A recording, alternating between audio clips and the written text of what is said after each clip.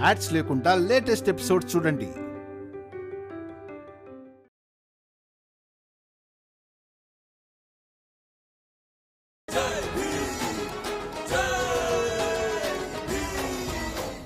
నేనేం చెప్తే అదే చేస్తాడు. పిన్ని, ఇది చాలా రుచికరమైన మిఠాయి. తింటుంటే భలే ఉంది. ఈ రోజు వరకు నేను ఇలాంటి మిఠాయి ఎప్పుడూ తినలేదు. అయ్యో దీపక్, దీన్ని మిఠాయి కాదు కేక్ అంటారు. ఇది కేవలం ఆంగ్లేయుల దగ్గర దొరుకుతుంది, ఎందుకంటే వాళ్లే ధనవంతులు. ఎంత ఖరీదైన స్వీట్ వాళ్లే కొనగలరు. పిన్ని, ఇంకొకటి తీసుకోనా? అయ్యో తప్పకుండా, మొత్తం నువ్వే తీసుకో. ఎన్ని తింటావో అన్ని తిను. పిన్ని, భీమనే నేర్పించాడు పంచుకొని తినడం వల్ల రుచి పెరుగుతుందని. నేను వెళ్ళి అందరికీ పంచుతాను. No no no no no, ఎక్కడికి వెళ్ళొద్దు, ఎవరికి పంచొద్దు. నోరు మూసుకొని నువ్వే తిను. ఎందుకంటే ఈ ఇంట్లో అయితే ఎలాంటి వాళ్ళు ఉన్నారంటే వాళ్ళు స్వీట్లు మొత్తం తినేయగలరు. అలా అయినా వాళ్ళు థ్యాంక్ యూ చెప్పరు. అలాగే లైఫ్లో మొదటిసారి ఇలాంటి కేక్ తిన్నామని కూడా చెప్పరు. ఎవరికి దీని విలువ తెలీదో వాళ్లకు ఇవ్వడం ఎందుకు?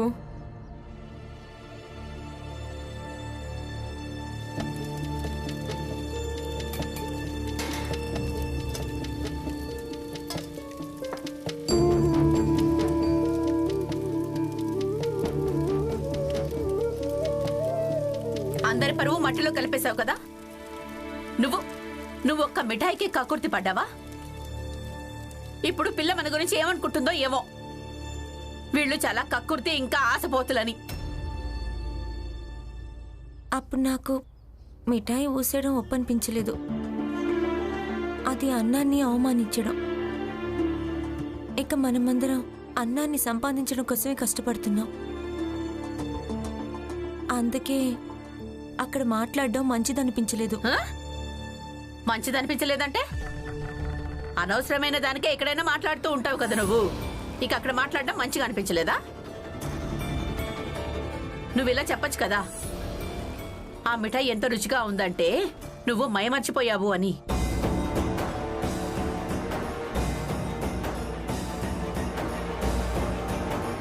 జిజాబాయ్,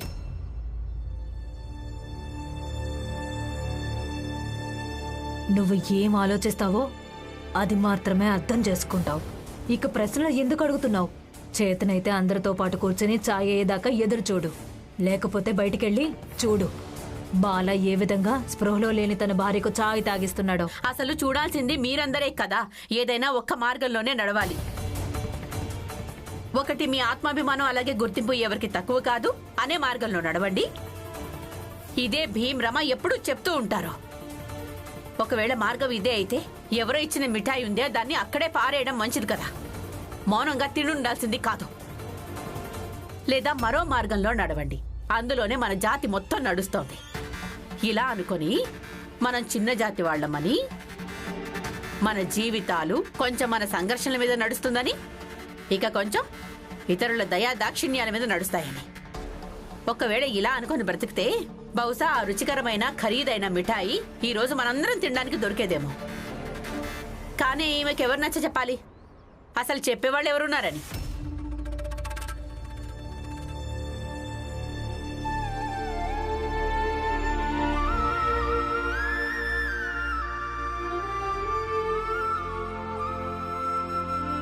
చాయ్ మరిగిపోయి ఉంటే వడగొట్టి బయటికి తీసుకురా. ఇదంతా ఎప్పుడు ఉండేదేలే.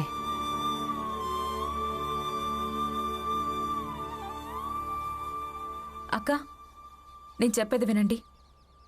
డేవిడ్ సార్ ఉన్నారు కదా. డేవిడ్ ఏంటి? అయ్యో డేవిడ్ సార్, నేను ఆయన దగ్గరే ఉండి పనిచేస్తున్నాను. ఆయన చాలా మంచి వ్యక్తి. అక్క మీరే ఆలోచించండి. థింక్. నేను ఆయన దగ్గరే ఉండి పనిచేస్తుండేదాన్ని. ఇప్పుడు ఆయనకు బొంబాయికి ట్రాన్స్ఫర్ అయింది. ఇక ఆయన నన్ను ఇక్కడికి తీసుకొచ్చేశారు. ఇక మేము ముంబైకి వస్తున్నామని నాకు తెలియగానే వెంటనే మీకోసం ఉద్యోగం గురించి మాట్లాడాను. ఇక ఆయన ఏం చెప్పాడంటే ఆయన మీకు ఉద్యోగం కూడా ఇప్పిస్తానని. తర్వాత మీరు పేదరికపు ఇంట్లో ఉండాల్సిన అవసరం లేదు. అయ్యో వద్దు, నాకు ఇక్కడ ఇలాగే బాగుంది. ఇక్కడ సంతోషంగానే ఉన్నాను. ఇక కూలి పని చేసుకుంటే మా జీవితాలు గడిచిపోతాయి. అయ్యో అలా ఎలా? నేను మీకు చెల్లెల్ని కదా. నేను మీది అలాగే దీపక్ లైఫ్ బాగు చేసే తీరుతాను. ఇవన్నీ వదిలేసి నీకు చిలకడదుంప కూరంటే ఇష్టం కదా, నీకోసం నేను అదే వండుతాను. నో అక్క, నేను వెళ్లాల్సి ఉంటుంది. డేవిడ్ సార్ కోసం నేను వెళ్లాల్సి ఉంటుంది. ఆయన డిన్నర్ టైం కంటే ముందే చేరుకోవాలి.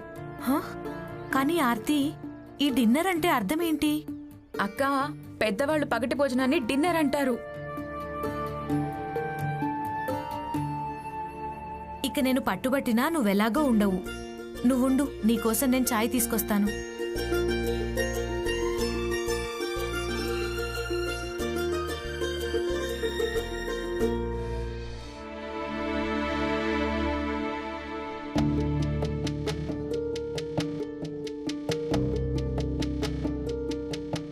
పిన్ని, మిఠాయిలు చాలా తిన్నాను, ఇక తర్వాత తింటాను. సరే చూడు దీపక్, నాకు కొంచెం వీళ్ళందరి గురించి చెప్పు. వీళ్ళందరూ ఎవరు? పిన్ని, వీళ్ళంతా ఆయన మా భీమన్నయ్య, నాకు చదువు చెప్తాడు.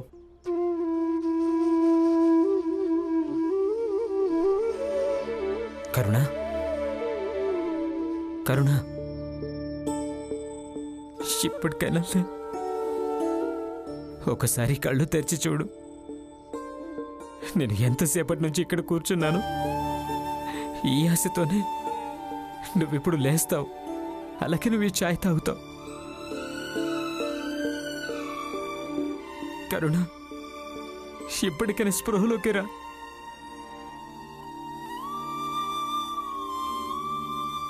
బాలా, కోడలు స్పృహలోకి వచ్చేస్తుంది. ప్రేమలో చాలా శక్తి ఉంటుంది. ప్రేమ అద్భుతాలను చేయగలదు.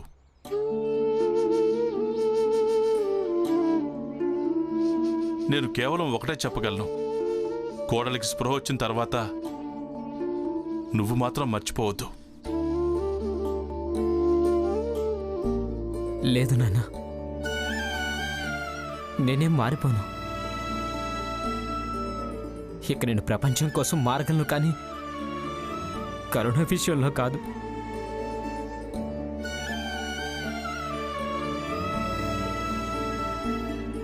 తను నా ప్రాణాల్ని కాపాడడం కోసం తన ప్రాణాల్ని పణంగా పెట్టింది. ఇక నేను తనను జీవితం అంతా ప్రేమిస్తూనే ఉంటాను. నేను ఎప్పటికీ మారను.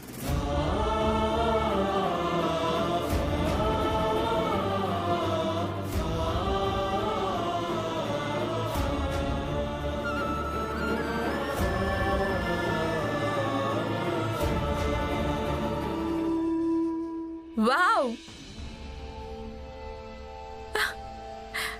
లవ్ అంటే ఏంటో నీకు తెలుసా? లవ్ అంటే ఎదుటి వాళ్ళ జీవితంలో సంతోషాన్ని నింపడం అవుతుంది, కానీ ఇతరుల లైఫ్లో కష్టాల్ని నింపడం కాదు. ఇక ఈ బస్తీలో ఒకరినొకరింట్లో కష్టాల్ని నింపి పెట్టారు కదా. అయితే ఏంటి, వెళ్తున్నారు కదా, వెళ్ళండి. మేమెలా ఉన్నామో అలాగే ఉంటాం. రమా, నువ్వు ఎక్కువగా మాట్లాడుతున్నావు. ఊరికే గాల్లో మాట్లాడుతున్నావంతే. ఆర్తి, నువ్వు ఇక్కడ నుంచి వెళ్ళొచ్చు కదా, ఎందుకు గొడవ పడుతున్నావు? అక్క, కొంచెం మాట్లాడినివ్వచ్చు కదా. నేనేమంటున్నాను, నాకు మీ గురించి మొత్తం తెలుసు. మీ మావయ్య కారణంగా మీ అత్తయ్య కష్టాలు పడుతోంది. మీ అత్తయ్య కారణంగా మీ పిన్ని కష్టాలు పడుతోంది.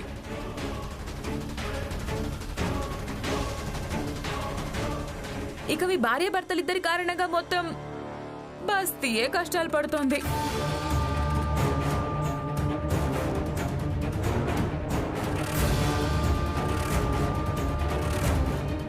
ఇక ఎక్కడ ఇన్ని కష్టాలు పంచడం జరుగుతోందో అక్కడ లవ్ అనేదే ఉండదు. చూడండి రమా, నువ్వేం మాట్లాడకు. కొన్ని మర్యాదలుంటాయి, కాస్త వాటిని పాటించు. ఆర్తి, నువ్వు ఇక్కడి నుంచి వెళ్ళు.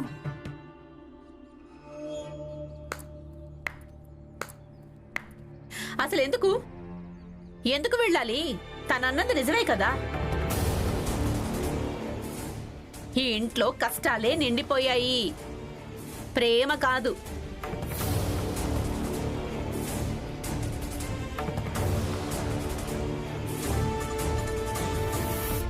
ఆర్తి వెళ్ళొచ్చు కదా. బాయ్. ఇది చాలా ఎక్కువ చేస్తోంది. లక్ష్మి వద్దు. ఇక్కడెవరు ఏం మాట్లాడినప్పుడు నువ్వు మాట్లాడడం ఎందుకు?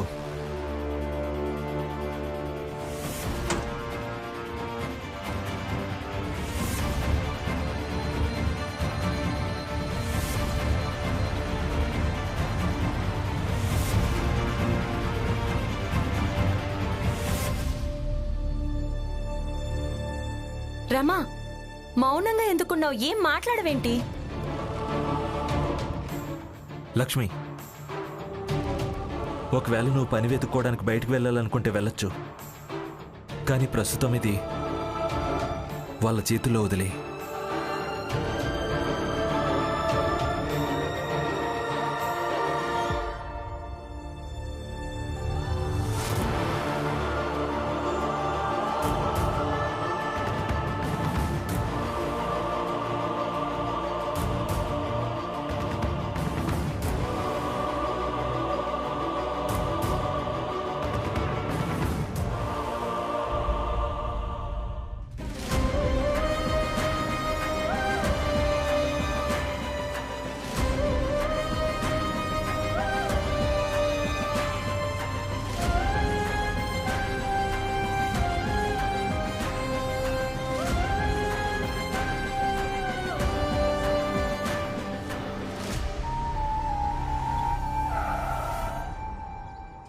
ఏమైంది?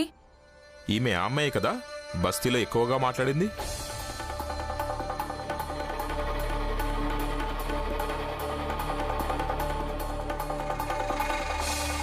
అసలు చూడాల్సింది మీరందరే కదా. ఏదైనా ఒక్క మార్గంలోనే నడవాలి. ఒకటి మీ ఆత్మాభిమానం, అలాగే గుర్తింపు ఎవరికి తక్కువ కాదు అనే మార్గంలో నడవండి. ఇదే భీమ్ రమ ఎప్పుడు చెప్తూ ఉంటారు. లేదా మరో మార్గంలో అయినా నడవండి. అందులోనే మన జాతి మొత్తం నడుస్తోంది. ఇలా అనుకొని మనం చిన్న జాతి వాళ్లము అని. నువ్వేం మాట్లాడకు. కొన్ని మర్యాదలుంటాయి, వాటిని పాటించు.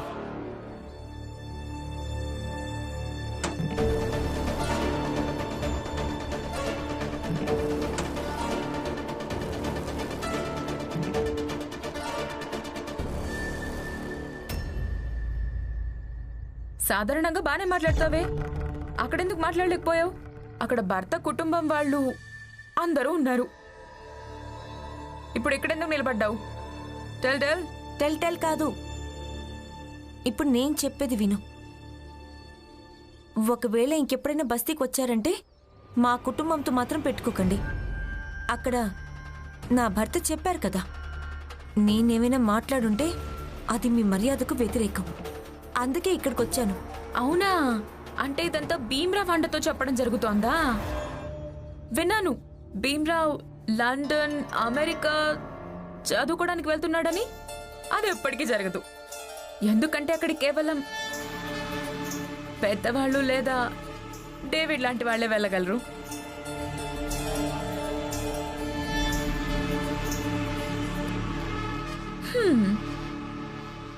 స్వీట్ ఎలాగూ తినిపించాను కదరామా, ఇప్పుడు ఒక సలహా కూడా తీసుకుని వెళ్ళు. ఎలాంటి కల కనాలంటే అందరూ దాన్ని తెలుసుకుని మాట్లాడుకోకూడదు, పరిహాసాలు ఆడకూడదు. అప్పుడు లైఫ్ హ్యాపీగా ఉంటుంది. ఎందుకంటే ఎప్పుడు ఆర్తి రైట్ అవుతుంది, మిగతా వాళ్ళందరూ రాంగ్. ప్రతి విషయంలో మీరే రైట్ కావచ్చు, కానీ నా భర్త లండన్ వెళ్ళి చదువుకోలేడన్న విషయం మాత్రం రాంగ్, తెలుసా? ఆయన ఖచ్చితంగా వెళ్తారు. మీరు కూడా చూడండి. చూస్తుంటే నేను నీ నోరు ముయించక తప్పదనిపిస్తుంది.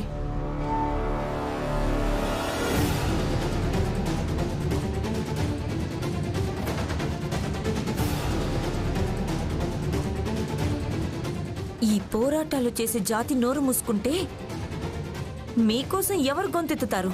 నా చెయ్యొద్దులు, వదులు, నా చెయ్యొద్దులు, వదిలించుకోండి.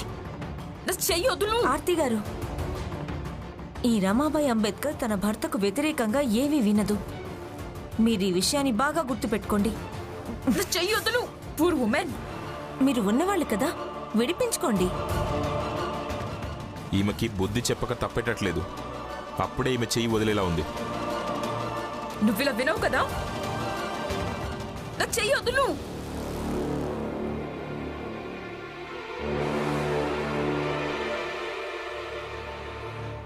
తమరి గారాల రమ ఎక్కడుంది? బస్తీ మొత్తం తిరిగొచ్చాను, ఎక్కడా లేదు. లోపల వంట సగంలో వదిలేసింది. దాన్ని ఎవరు వండుతారు ఇప్పుడు? ఏటైనా వెళ్ళుంటుంది, వచ్చేస్తుందిలే. వచ్చేస్తుంది అంటే నేను తన కోసం ఎదురు చూస్తూ కూర్చోవాలా? హ, మీ అందరి కడుపులైతే భీం వాగుడు వింటే మొత్తం నిండిపోతాయి, కానీ నా కడపలా నిండదమ్మా. భీం! అయ్యో, నువ్వు వాడినెందుకు పిలుస్తున్నావు? వాడు చదువుకుంటున్నాడు. ఎక్కడికి వెళ్ళిందో వాడికేం తెలుసు? తను చదువుకుంటుంటే నాకు దానికి ఏం సంబంధం? ఏమైంది? భీం, ఏమీ లేదు. నువ్వెళ్ళు, చదువుకో. జీజాబాయ్, నేనెళ్ళి చూస్తానుండు. భీం, నువ్వెళ్ళి నీ పెళ్ళం ఎక్కడుందో వెతుకు. వంట సగం వండి వదిలేసి వెళ్ళింది. ఇప్పుడు మీ వికలాంగురాలైన అత్తయ్య వెళ్ళి తనని వెతుకుతుందా? వెళ్ళు. అందరికీ బాధ్యతలు నేర్పిస్తూ ఉంటావు కదా. ఇప్పుడు చూడు, నువ్వు కట్టుకున్న భార్యే బాధ్యత రహిత్యంగా తయారైపోయింది.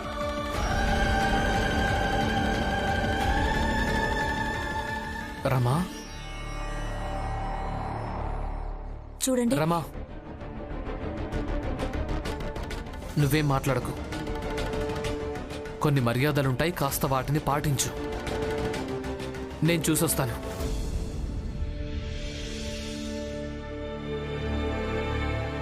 ఏంటి, విడిపించుకోలేకపోతున్నావా? ఇంకెప్పుడు నా నోరు మూయించే ప్రయత్నం చెయ్యకు. మాలాంటి వాళ్ళ దగ్గర కేవలం ఒక్క గొంతే ఉంటుంది. అది పోరాటానికి వాడితే ఆ రోజు మొత్తం మారిపోతుంది.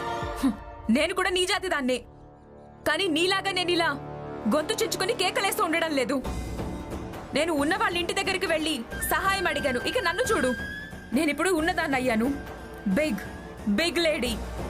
డబ్బున్న దానివి కదా, అయితే విడిపించుకొని చూపించు. నీకు బాగుండదు చెప్తున్నాను. నా చేయొద్దులు, వదులు. విడిపించుకో. నేను విడిపించుకోగలను. విడిపించుకొని చూపించు. నా చెయ్యొద్దులు, లేదంటే బాధపడాల్సి వస్తుంది. బాధపడాల్సి ఉంటుంది. నా మాట విను.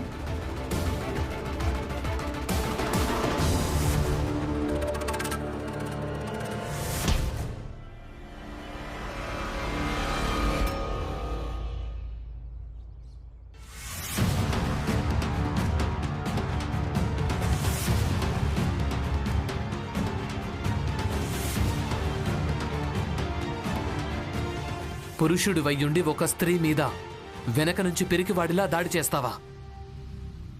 ఇది తప్పు.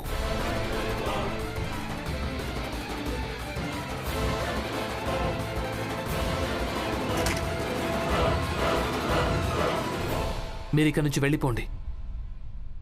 ఇక రమ ఏమైనా అనరాని మాటలు అనుంటే గనక తన తరపున నేను క్షమాపణ చెప్తున్నాను. క్షమాపణ అడగకండి, నేనేం తప్పు చేయలేదు.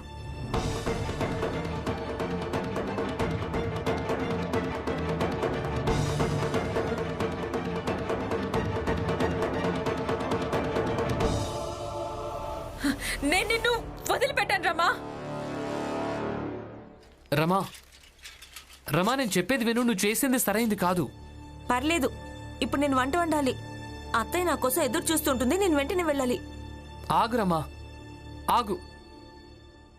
ఇలా నా మాటల్ని అర్థం చేసుకుని కూడా పక్కన పడేయొద్దు రమా. నాకు అర్థమవుతుంది మీరేం చెప్పాలనుకుంటున్నారు. ఇదేగా, అలా నేను ఆమె చేయి పట్టుకుని ఏమీ అనకుండా ఉండాల్సింది. అలాగే తనేం చేసిందో అది సరైంది కదా. తను మీకు వ్యతిరేకంగా మాట్లాడుతుంది. మీరు లండన్కి వెళ్ళి చదువుకోలేరంట. అది వింటూ నేను భరించలేకపోయాను. భరించలేకపోయాను అంటే ఏంటర్థం? బాధ అనిపించిన ప్రతిసారి మాట్లాడాల్సిన అవసరం లేదు. కొన్నిసార్లు మౌనంగా ఉండటం కూడా నేర్చుకోవటం మంచిదవుతుంది. మౌనంగా ఉండడం మీకు అవసరం కావచ్చు, కానీ నాకు కాదు. రమా, రమా. శోభా, అపార్థం చేసుకోను, కానీ నువ్వెలా ఉన్నావో అలా నీ చెల్లెలు లేదు. తనకు కొంచెం కూడా సంస్కారం లేదు. అక్క, సంస్కారం లేనిది కాదు, మాట కొంచెం కటు అంతే. మనసుకేదనిపించినా నిస్సంకోచంగా చెప్పేస్తుంది. అదేంటంటే అక్క, తను చిన్నప్పటి నుంచి కలగన్నది బాగా డబ్బు సంపాదించాలని, గొప్ప వ్యక్తి కావాలని. ఇక ఈ ప్రభావం అంతా దానిదే. అది మంచి విషయమే, కానీ ఈ రోజు నేనేం చేశానో దాని గురించే నేను ఇలా అన్నాను. బాగుంది.